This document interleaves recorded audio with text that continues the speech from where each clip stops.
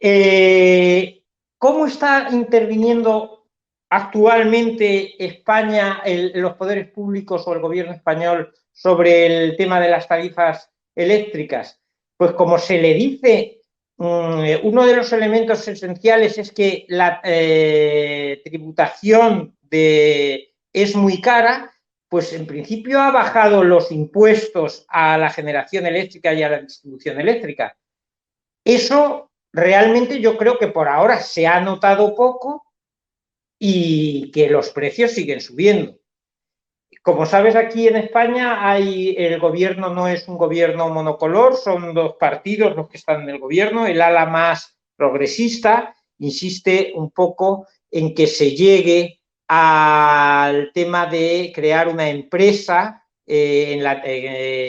pública para la distribución de la energía y una regulación más estricta de los precios. Hay determinadas fricciones en el gobierno.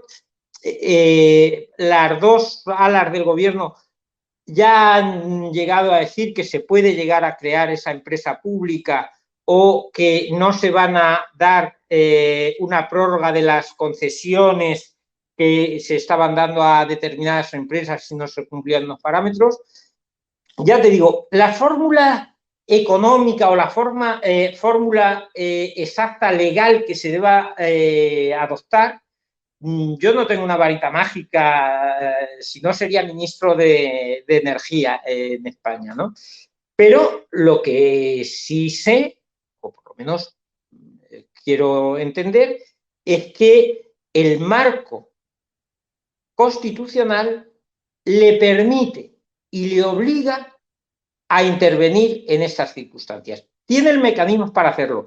Hay, como tú dices, pues voces muy contrarias a que se intervenga, hay voces que le dicen no, tiene usted que respetar el marco de la Unión Europea, correcto, sí, todo eso es cierto, pero mecanismos tiene que buscarlos el gobierno y evidentemente la actuación de los poderes públicos tienen que estar en estas posibles intervenciones fijas en las posibilidades que la Constitución le facilita. O sea, hasta el momento entonces, sí hay algunas ayudas, algunos bonos, algunos apoyos, descuentos y, como mencionas, doctor, algunos incluso incentivos fiscales, o sea, disminución de los impuestos a la generación, pero no se ve que sean suficientes, son meramente paliativos, pudiéramos decir. Y sí. Vamos a ver, esta crisis energética, cuando más lo hemos visto es en los meses de verano, ¿de acuerdo?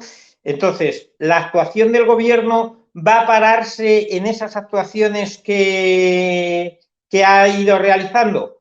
No lo sé, no lo sé. Yo entiendo que es posible, por lo que se ha ido diciendo, por lo que el gobierno viene anunciando, que no quiere ser un gobierno extremadamente intervencionista, no quiere hacer una intervención quirúrgica de abrir el cuerpo del enfermo, pero yo no descarto que realice actuaciones más importantes si el problema se sigue agravando o se sigue manteniendo en el tiempo. No lo descarto porque no es necesario que lo haga, sino todo lo contrario. Creo que el deber de todo gobierno es enfrentar los problemas y ante esos problemas, pues tratar de dar las soluciones que pueda dar.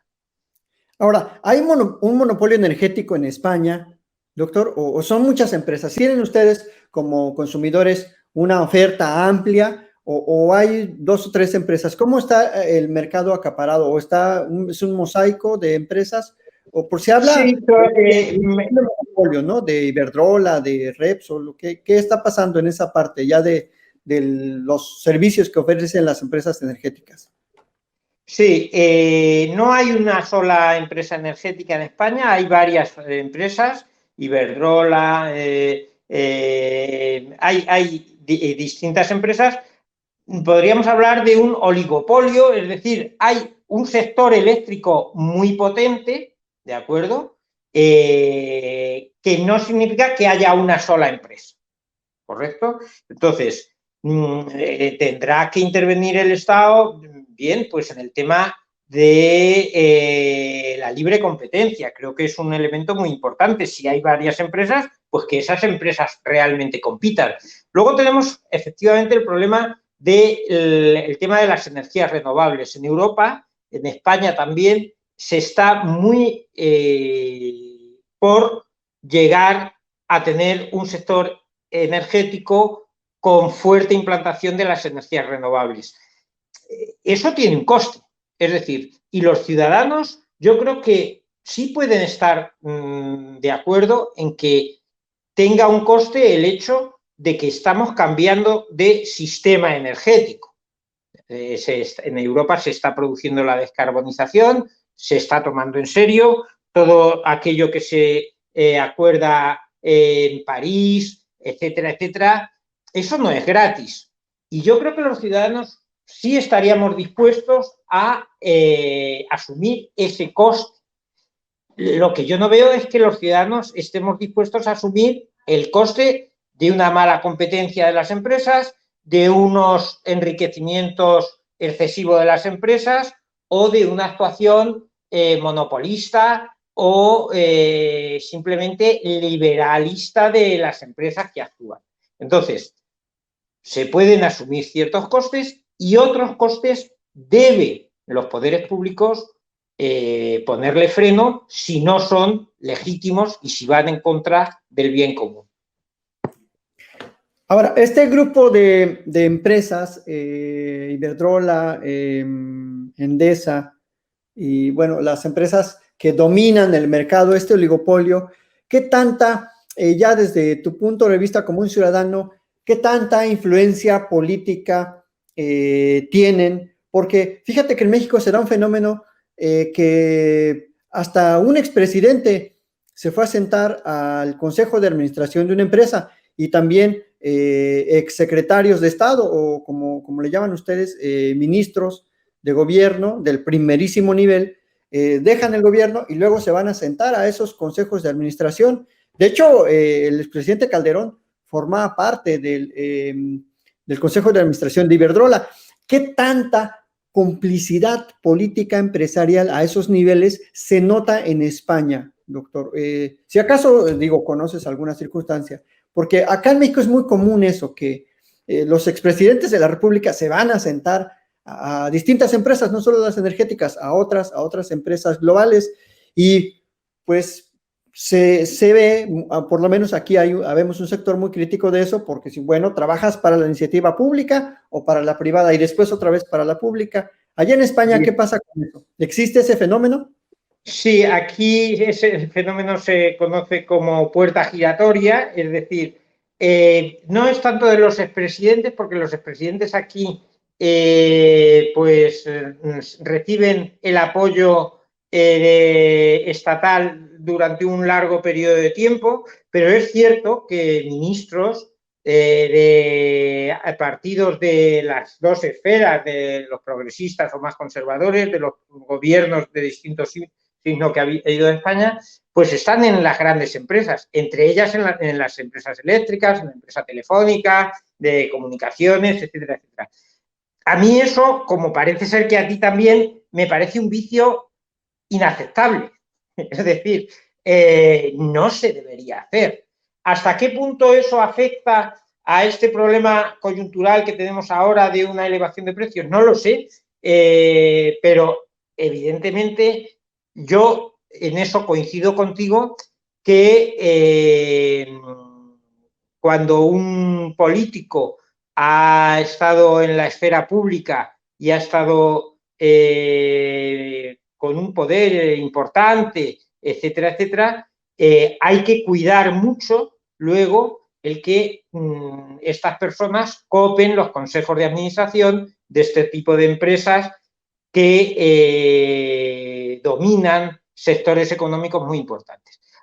Yo en esto haría una reflexión también constitucional. Cuando constitucionalmente se dice, y todos explicamos en las universidades, el Estado constitucional es un estado de contrapesos, etcétera, etcétera, poder legislativo, ejecutivo, judicial, para que una sola persona no tenga un poder extremo. Eso es cierto, pero también es cierto que el Estado constitucional lo que hace es aglutinar el poder en el pueblo, porque el único que legitima el derecho al poder es el pueblo. El poder, incluso el poder judicial, emana del pueblo. Y lo que pretende la Constitución es eliminar, históricamente era así, cuando al rey absoluto dices, es que se quitó al rey absoluto. No, el rey absoluto tenía una serie de problemas grandísimos en el antiguo régimen. Tenía órdenes militares, tenía condes, marqueses, nobles, etc. Y se pretende que en el Estado constitucional el pueblo, el Estado esté en el pueblo. ¿De acuerdo? Luego ya el postconstitucionalismo, cuando se abre el Estado a regiones más amplias, como la Unión Europea, etcétera, etcétera, se ceden competencias, pero se ceden competencias a pueblo. La Unión Europea sigue siendo pueblo. Lo que no se puede ceder y lo que el Estado constitucional no puede ceder es el poder a quien no está legitimado para tenerlo. Oiga, es que yo soy el mercado. Muy bien, pero el poder es del pueblo y no se puede ceder esferas de poder a quien no está legitimado para ello. La globalización nos indica que, evidentemente, la Coca-Cola se va a vender en Uganda, se va a vender en todo el mundo. Bueno, la globalización nos tiene que hacer que los derechos de los ciudadanos se garanticen en todo el mundo. Esa es la auténtica globalización.